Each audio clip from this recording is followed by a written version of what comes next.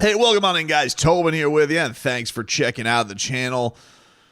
Hope everybody's doing fantastic out there, and thank you guys. Hope you guys can subscribe. Thanks everybody who's been checking us out. Obviously, I understand that the Butler saga has gotten us a lot of traffic, but it is what it is. It's the top story right now with this team, although big road trip for Bam.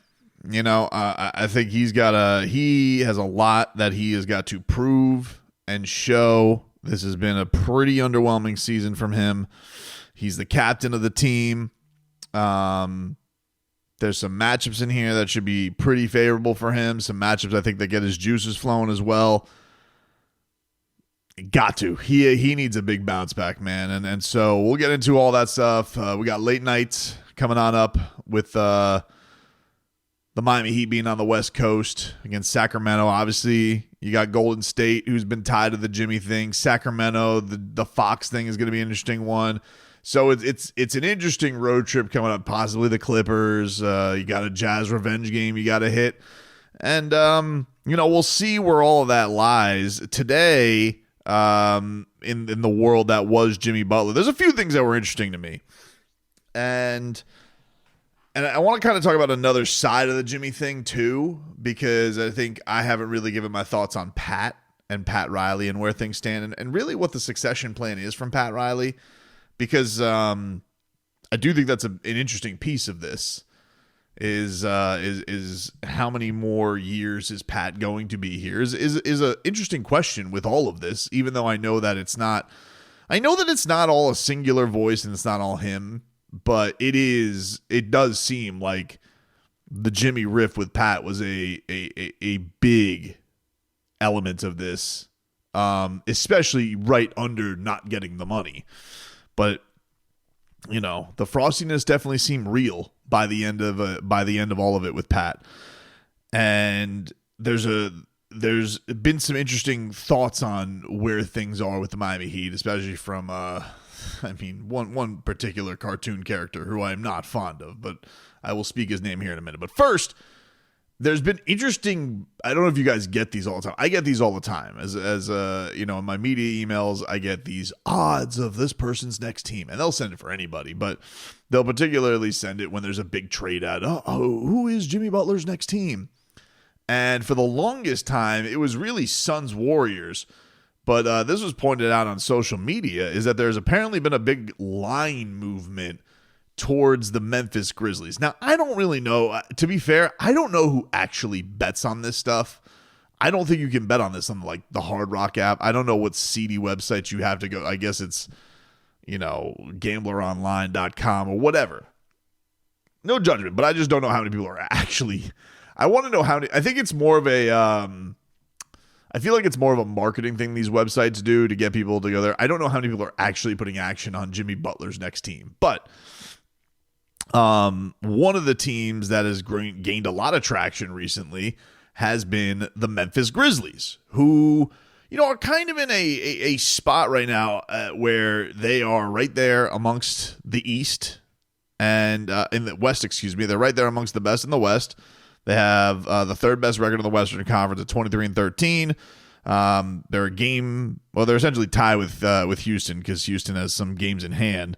They're both 10 over, and then of course you got OKC, who's a big jump above everybody. But Memphis, big year for them where they got John Morant back and they've kind of settled things in. And you would wonder, do they have interest in getting into the playoffs and bringing in somebody like Jimmy Butler? Now, not to toot my own horn, because yes, part of this was tongue-in-cheek, but I do think that I made a lot of the solid points back in this video. I posted this on this channel September 3rd, I think it was, of 2024. Jimmy Butler was in Sweden, and he was at a concert for Justin Timberlake, who, if you guys don't know, is a minority owner of, you guessed it, the Memphis Grizzlies. And a lot of my points stood up. And who is he hanging out here with in Sweden but Justin Timberlake? Yep, that's right. Mr. NSYNC himself, JT, hanging out with Jimmy Butler at some concert that JT was putting on in Stockholm. And they're taking pictures backstage, hobnobbing. And everybody may just say, hey, Tobes, what's the big deal? Jimmy Butler goes to a ton of concerts. Goes to Morgan Wallen concerts. He goes to Luke Combs concerts. He goes to a ton of concerts. You know, he loves music. And I would say, hey, you're right. That's his prerogative to go there and make that happen and go enjoy himself and enjoy his time off. Except for one thing, dude. This Justin Timberlake is a snake in the grass and is a minority owner of the Memphis Grizzlies. And I'm sorry if I'm not made a wee bit nervous about the idea of Jimmy Butler hobnobbing with old Twinkle Toes over here, Justin Timberlake, and talking about, I don't know, his upcoming season, where things stand, maybe looking for a destination with a max contract. You had Justin Timberlake out there, and he's doing the Jimmy Butler. He's doing the timeout that he did in the Eastern Conference Finals 2 years ago to Al Horford after Al Horford did it. He's on stage doing it to Jimmy. Jimmy's posting it on Instagram. I'm just supposed to ignore this? This is this blatant flirtation? I'm just supposed to just act like this is not happening in front of our very eyes? The only thing that's kind of, that I've probably whiffed on is, the Grizzlies are having a very good season and the Heat are still mid. And I was kind of wondering if they were going to have a mid off and then just decide, hey, let's change things up. I was looking more towards the future of next year. But now we're at this point where Jimmy is looking for a deal and looking for a trade. And that while the reports are the active team still to watch is the Phoenix Suns, there still does remain the Bradley Beal hurdle, which the Miami Heat do not want to take on. So they need to find a third team. So in the Memphis situation, you do at least have some mechanisms with the salaries that can be traded, particularly with the person that I suggested over the summer, Desmond Bane. Does that interest the Miami Heat enough? Because he does have some pretty long-term money, and a big sticking point for the Miami Heat does seem to be they don't want to take on long-term money. I don't know. But Desmond Bane is, certainly one of those guys. First of all, one of the things I like about him, other than being a very talented player, is that he's worked in a backcourt with, a high usage, scoring star guard before. And so if you're going to bring somebody here with Tyler Hero's talent, like I think having somebody of his skill set used to that, I like that. And I also think that there's, I love the tenacity that he plays with. And I feel like that could be as far as the names that have been thrown out who are steady and not really risks. His age, yes, he has a big hefty contract, but also I don't feel like Desmond Bane is going to become untradeable anytime soon. So let's say it didn't work out. I don't feel like the Miami Heat couldn't not flip Desmond Bane at some point to somebody else if they really did want to pivot. They could also work something in with some Marcus Smart and some of the pieces. And there had been some, I don't ever know what's real on these, but there has been some fodder on some other role players that the Miami Heat would bring in. This is one that's intrigued me, at least with the Jimmy stuff. It has intrigued me. The ones that have with risk, I've told you, I am intrigued on Team Zion if they're worked into the mechanisms as well. And I'm curious to see where Miami is going to be out. But apparently, the word from Windhorst is the Miami Heat are getting hardballed right now. They're getting Portland. They're in the Joe Cronin seat right now. Everybody knows you got a disgruntled star. But really, the one thing that's a difference between this and the Dame thing is with Dame. What was the worst thing that was going to happen? You ever get a disgruntled Dame, but you had a guy who was an icon there coming back. At least the fans were going to love him.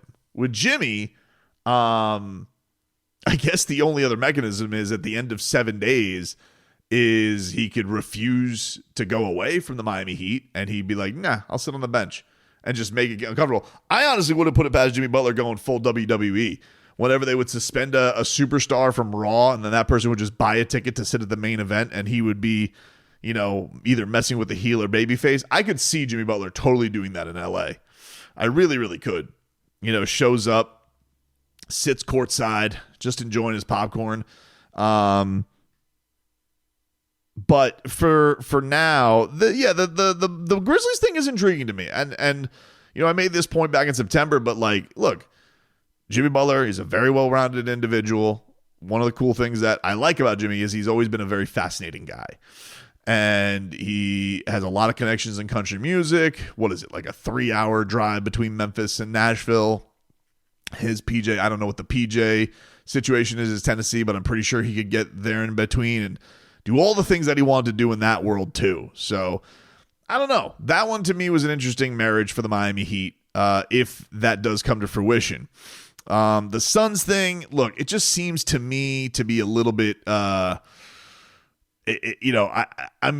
is the complexity of it, is Bradley Beal has a no trade clause, right? Here's just the big skinny of it. Bradley Beal has a no trade clause. How many teams would he actually agree to get traded to unless he's just very disgruntled with being in trade rumors? We know he'd want to be in Miami, right? Well, I guess we think he wants to be in Miami. I don't know what Bradley Beal's feelings are now because he basically told him no publicly, and he kind of aired out his grievances about it publicly. But then, like, how many teams is he going to agree to get dealt to, right? So you got to keep all that stuff in mind.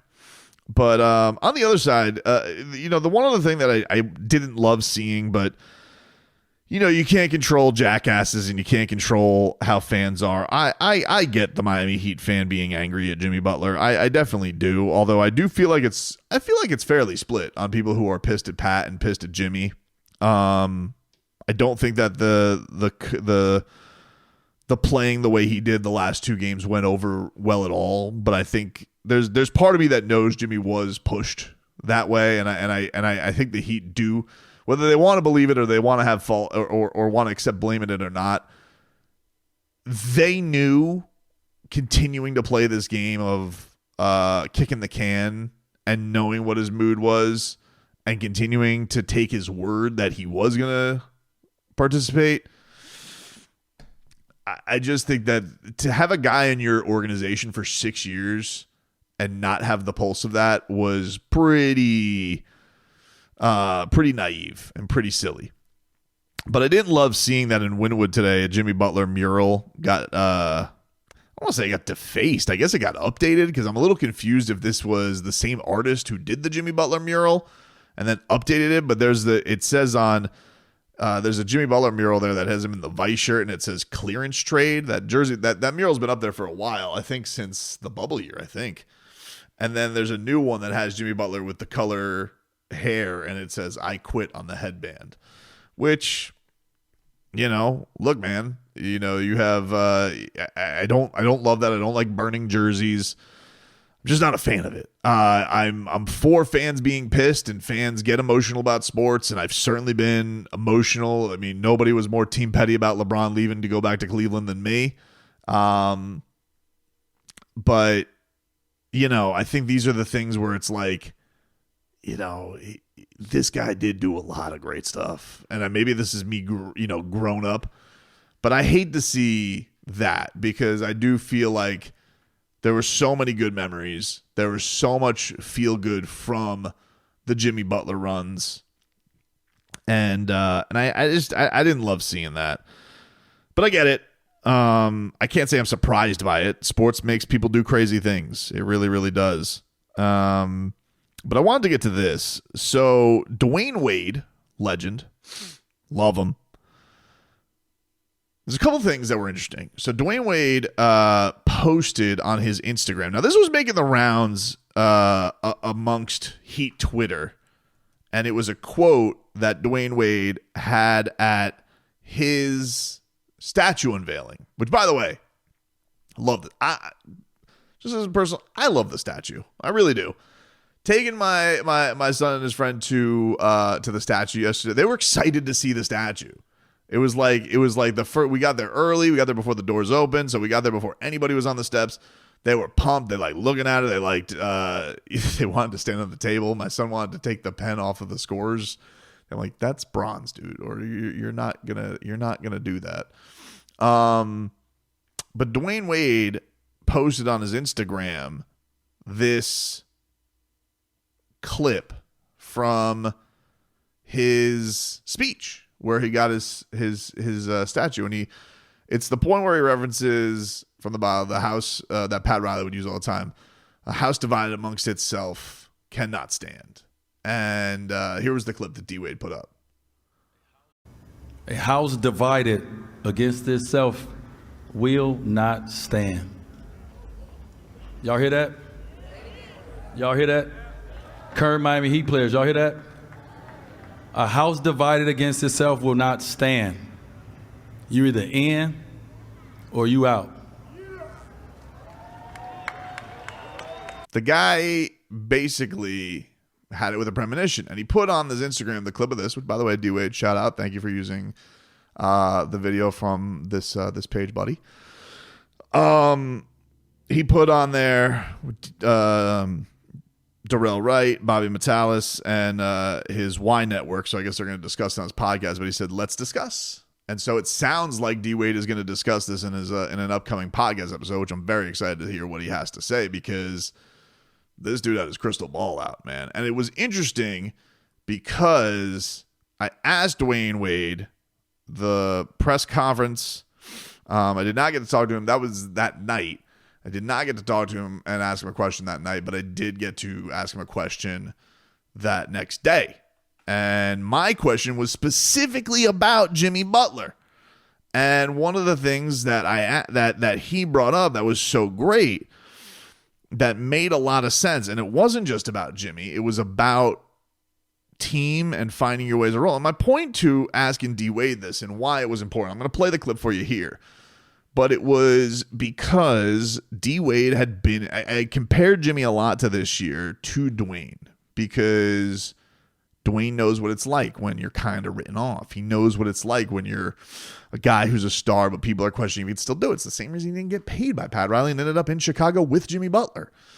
But even in that, he still had the wherewithal to kind of know it's not about proving people wrong, but Jimmy had to find his way, and he used the word role. And the reason I found that clip interesting the last couple of days is because Jimmy did talk about his role and talked about his usage. And though we did all think that he, dogged it and basically folded on the team, there is something to be said for the Miami Heat have leaned into Tyler Hero this year, and they have leaned away from what has gotten them success the last 2 years, which is Bam Adebayo and Jimmy Butler. And to be fair, Jimmy probably wasn't that happy many games with the way the game was being played, and Bam looks miserable.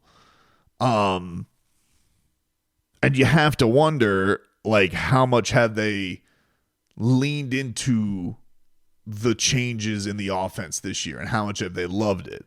Because Bam went from a year where I think he thought he was going to be shooting threes, and certainly has gotten into, I'm not absolving him of building a brick house. He certainly has done that. I don't think he's hit like what does he miss his last 17 threes or something like that? But one has to wonder, like, how much these guys just got fed up with that, like with all that. I don't put that in the category of the last two games. The last two games, I think Jimmy Butler completely was making a point to get the hell out of there. In fact, it was funny. I was listening to, I hadn't watched the TV broadcast the last couple days. So it was boots on the ground, and I was at the game. So I'd watch Ron. I did not see how pissed Ron Rothstein was at Jimmy Butler for just giving up buckets to Pascal Siakam jumpers in his face. He's like, come on.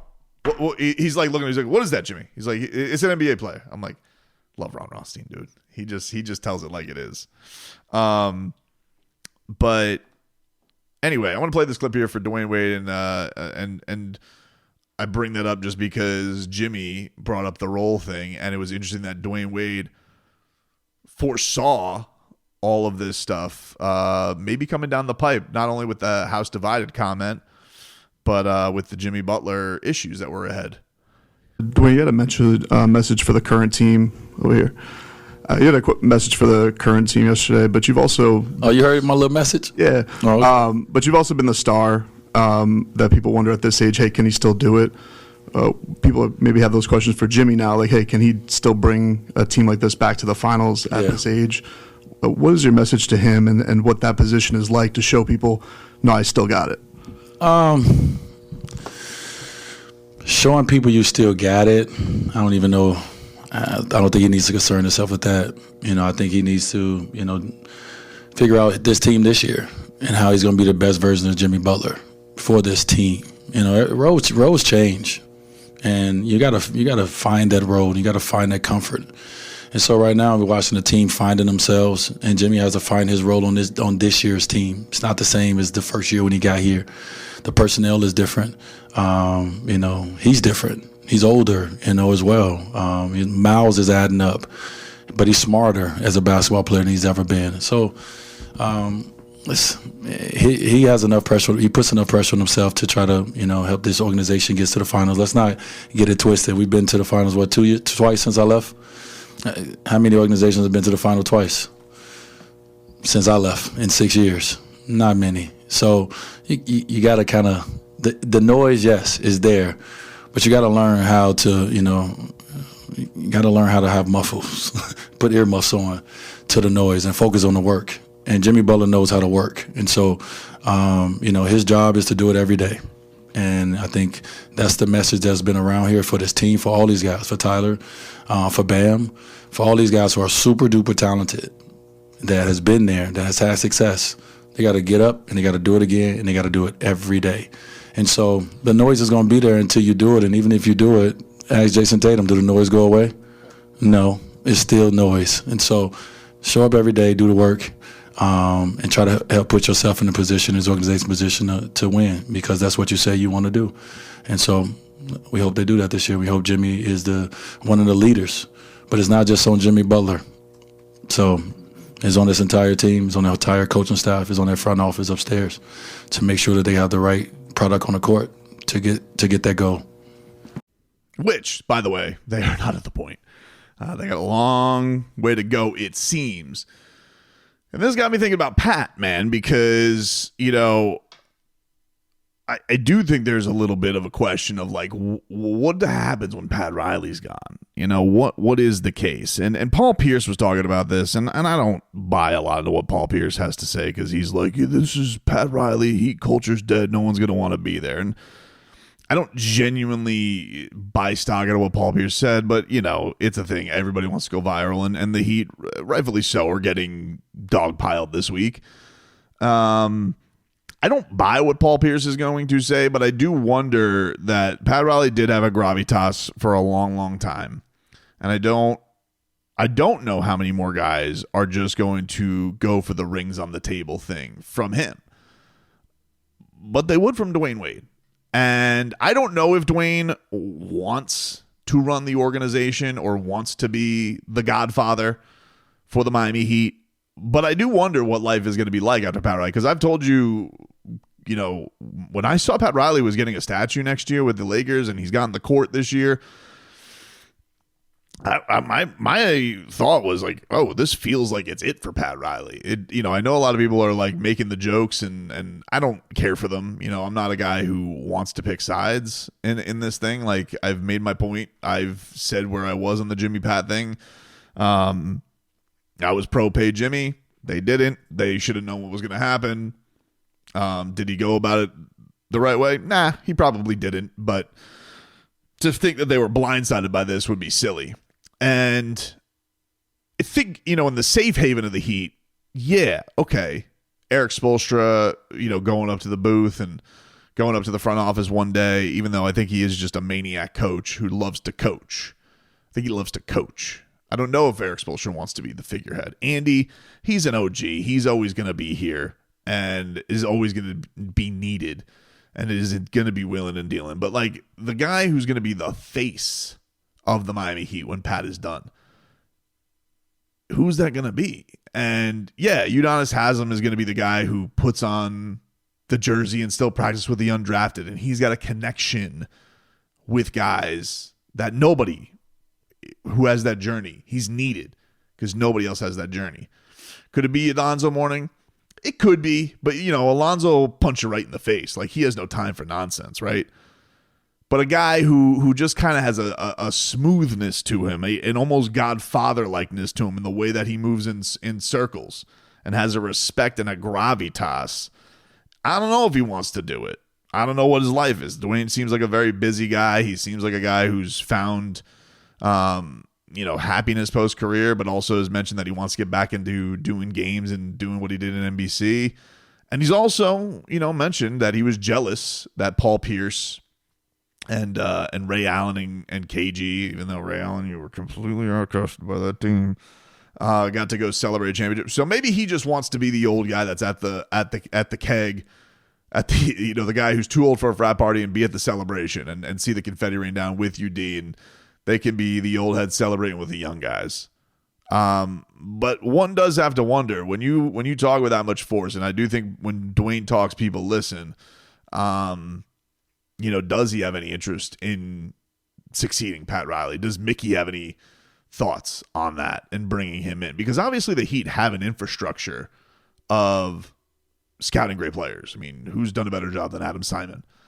And this isn't a knock to say that anybody's not good enough to take over for Pat Riley. But dude, ask Eric Spoelstra about trying to fill Pat Riley's shoes as a coach. Like, who else does have the aura to fill those shoes when the Godfather's gone?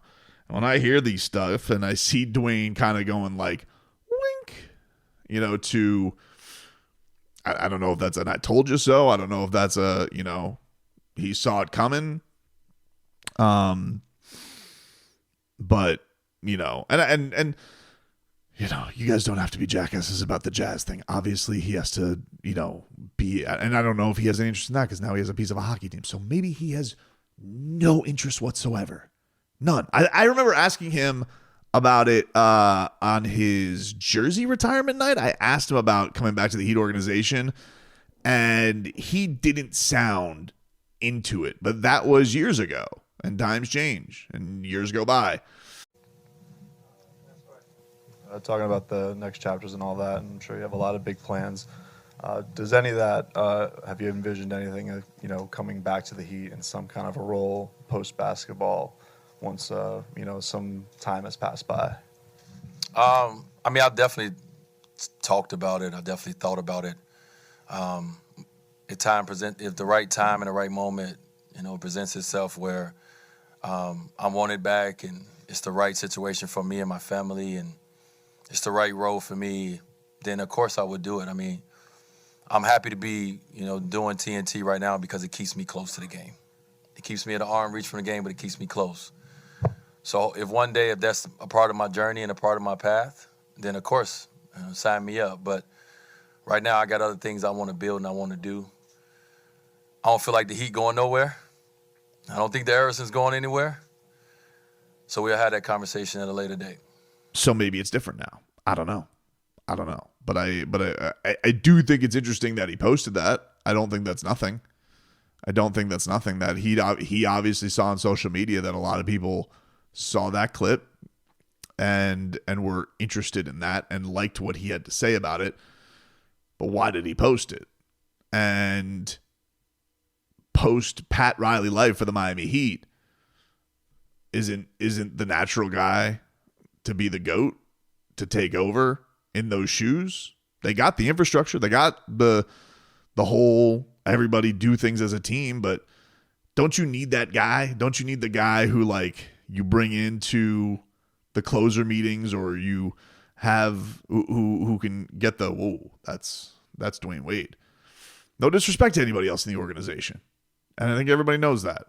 But there's a difference. There is a difference. And so I'm curious about that. He probably is, he probably would scoff at this and be like, dude, I just want to, live a peaceful life. I don't want the misery. I've done all the winning. He's done, because with Dwyane, he's done all the winning. He doesn't have to deal with the misery, right? And Pat always says there's winning, there's misery.